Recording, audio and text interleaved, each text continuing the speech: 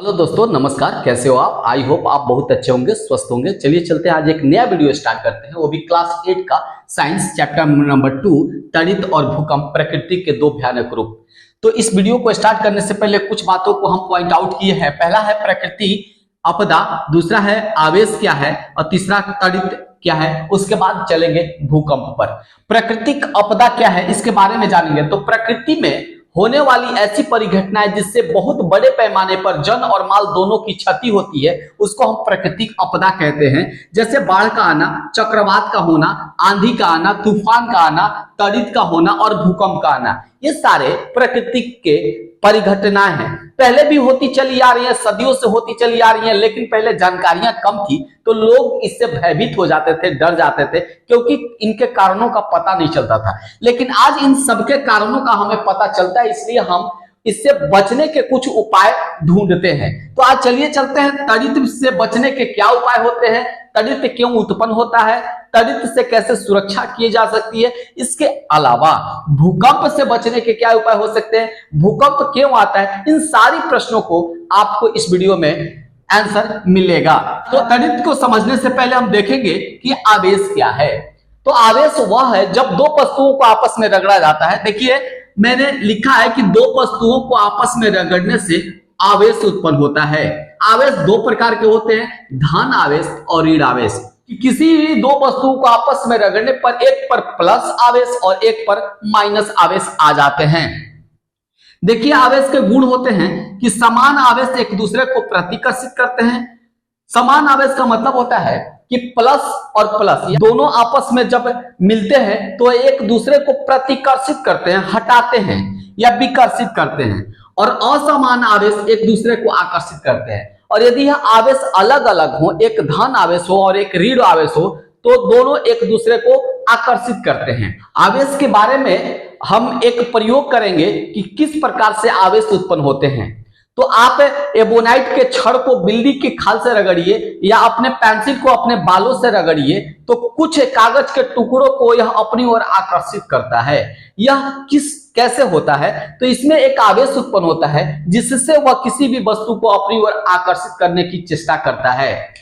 अब इसके लिए क्या करेंगे कि दो बैलून लेंगे और दोनों को हम रेशम के कपड़े से रगड़ देंगे।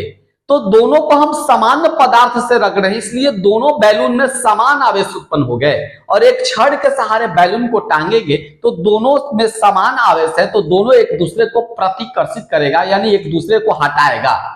इसके बाद क्या करेंगे, बैलून को किसी रेशम के कपड़े से रगड़ देंगे और एक को किसी और चीज से रगड़ देंगे।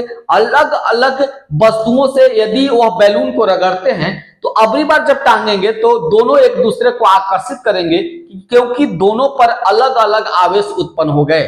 कि किसी भी वस्तु को रगड़ने पर उसमें एक पर प्लस आवेश आता है और एक पर माइनस आवेश होता है।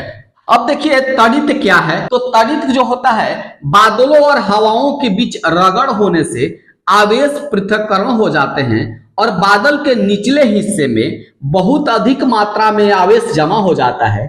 अत्यधिक आवेश हो जाने के कारण धन और ऋण आवेश के बीच विद्युत धारा उत्पन्न हो जाती है। यही धारा, विद्युत धारा, जब पृथ्वी पर आती है तो इसे तड़ित कहते हैं। तो अब हम आपको समझाने की कोशिश करेंगे। देखिए, बरसात के मौसम में ऊपर जो है जलवाष्प के कारण बादल बन जाते हैं, और जब तेज हवाएं चलती हैं तो तेज हवा और बादल के बीच घर्षण उत्पन्न होता है। आपको पता है कि घर्षण के कारण क्या उत्पन्न होता है? तो आवेश उत्पन्न होता है। तो दोनों बादल और हवाओं के बीच में आवेश उत्पन्न हो जाता है। एक पर प्लस आवेश हो जाता है और एक पर माइनस आवेश।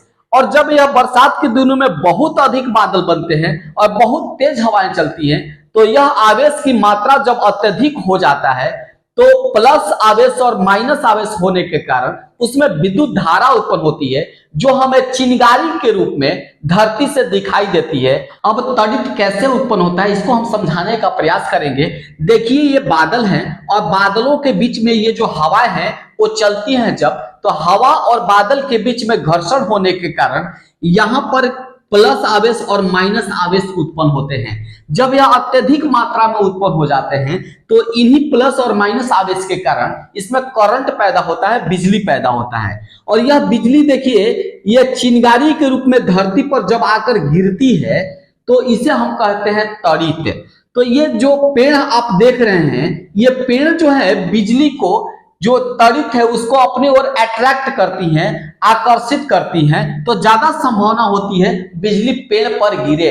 इसीलिए बरसात के मौसम में जब तड़ित हो रहा है तो आपको पेड़ के पास कभी भी नहीं रहना चाहिए। तड़ित से सुरक्षा। तड़ित एक ऐसी आपदा है जिसको हम न रोक सकते हैं और न अनुमान लगा सकते हैं कि यह कहां गिरेगा, लेकिन कुछ एहतियात बरत कर इससे हम सुरक्षित रह सकते हैं। तो सबसे पहला है कि तड़ित के समय खुले स्थान पे न रहें। दूसरा है कि घर या छत के नीचे सबसे सुरक्षित स्थान माना जाता है। घर या छत सबसे सुरक्षित स्थान इसलिए होता है क्योंकि तड़ित जब बिजली गिरती है घर पे तो वो दीवार के सहारे पृथ्वी के अंदर चली जाती है और उसका आवेश शून्य हो जाता है, जिससे हम पर कोई प्रभाव उतना नहीं पड़ता।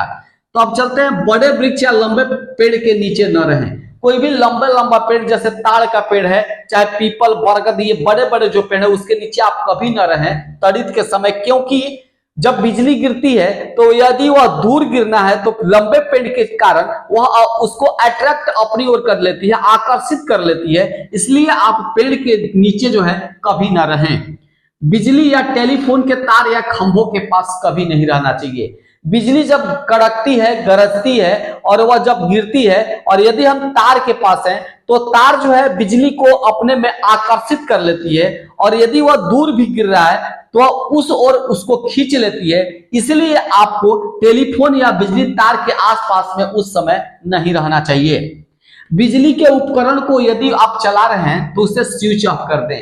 कितने लोग आजकल मोबाइल चलाते हैं, तो आपको पता होना चाहिए कि जब बिजली गिर रही है तो यदि वो दूर भी गिरने वाली और हम मोबाइल चला रहे हैं तो यह जो मोबाइल उपकरण है वह उस बिजली को अपनी ओर आकर्षित कर लेता है, जिससे हम सुरक्षित नहीं रह पाएंगे। तो हमें हमेशा बिजली के उपकरणों को स्विच ऑफ कर देना चाहिए।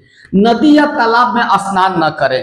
कभी भी झांझा या तड़ित के समय नदी और तालाब में स्नान नहीं करना चाहिए, क्योंकि बिजली जो है वो पानी में उसका जो चाल होता है वह बढ़ जाता है, इसलिए वह सुरक्षित स्थान नहीं है। इसलिए हमें नदी और तालाब में स्नान नहीं करना चाहिए।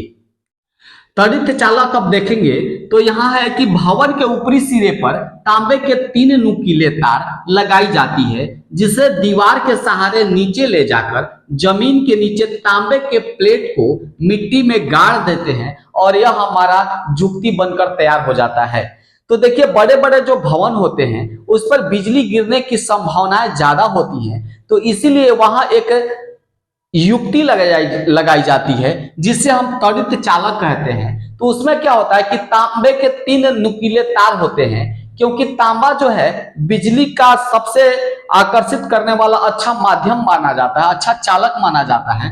तो तांबे के 3 नुकीले तार होते हैं। जब बिजली गिरती है तो ये तार जो होते हैं बिजली को अपने में अट्रैक्ट कर लेते हैं, उसको आकर्षित कर लेते हैं और यही तार दीवार के सहारे से होते हुए एक रॉड के सहारे वह जमीन में तांबे के प्लेट लगा दिए जाते हैं। तो उससे क्या होता है कि तार से बिजली आती हुई वह सीधे डायरेक्ट जमीन पर चली जाती है और भवन को कोई क्षति नहीं पहुंचाती है। इस प्रकार से एक तड़ित चालक भवन की सुरक्षा करता है। अब तड़ित के बाद हम चलते हैं भूकंप पर। तो देखिए, भूकंप क्या होता है, तो पृथ्वी का अचानक हिलना डुलना या पृथ्वी के अंदर कंपन होना भूकंप कहलाता है। पृथ्वी अचानक हिलती डुलती है, उसके अंदर कंपन होता है, तो यह क्या होता है, भूकंप होता है। तो सबसे कारण है मेन कि यह भूकंप उत्पन्न कैसे होता है। तो चूंकि पृथ्वी जो है, यहाँ देखिए, पृथ्वी जो है अनेक प्लेटों में बटी होती है जो धीरे धीरे गतिमान रहते हैं। इसके कारण रगड़ खाती हैं आपस में तथा कभी कभी आपस में टकरा जाती हैं और इसी कारण पृथ्वी में विक्षोभ उत्पन्न होता है, कंपन उत्पन्न होता है और इसे ही हम भूकंप कहते हैं। तो इसके भूकंप आने के क्या कारण है, तो पृथ्वी जो होती है वह अनेक प्लेटों में बटी होती है और वह जो प्लेटें हैं वह चूंकि तरल, नीचे जो है तरल माध्यम है, तो वो प्लेटें जो है वह तैरती रहती हैं, इस तरीके से गतिमान रहती हैं और कभी कभी आपस में रगड़ खाती हैं या आपस में वो टकरा जाते हैं। जब टकराती हैं तो उस पृथ्वी के अंदर विक्षोभ उत्पन्न होता है, कंपन उत्पन्न होता है और इसी को हम भूकंप कहते हैं। तो आई थिंक आप लोग समझ गए होंगे भूकंप क्या है। तो इस भूकंप को न तो रोका जा सकता है और न इसका अनुमान लगाया जा सकता है। भूकंप आने के बाद इसकी केवल तीव्रता का पता हम कर सकते हैं कि आखिर कितना खतरनाक जो था वह भूकंप था। तो चलिए चलते हैं, इसको बचाव के उपाय कुछ समझते हैं कि इस भूकंप से जन और माल को क्षति को कैसे कम किया जाता है। अब हम चलते हैं कि भूकंप से बचाव आप कैसे कर सकते हैं।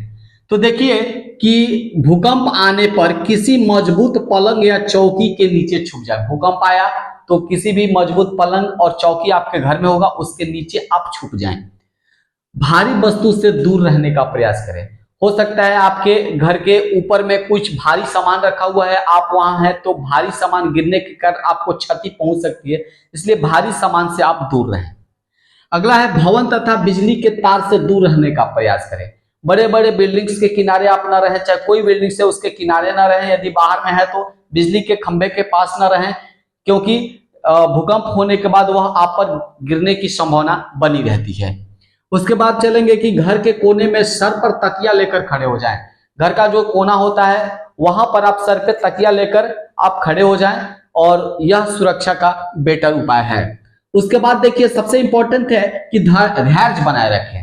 आपको यदि भूकंप जब आता है तो आप हड़बड़ाएं ना, दिमाग से काम ले, धैर्य बनाए रखें, संयम रखें, ठीक है ना। जो होने वाला है वो हो ही जाएगा, इसलिए संयम बना के रखें। अफवाह न फैलाएं, ज्यादा भगदड़ न मचाएं और दूसरों की सहायता करें। इससे आप जन और माल दोनों की क्षति होने से आप थोड़ा सा बचाव आप कर सकते हैं।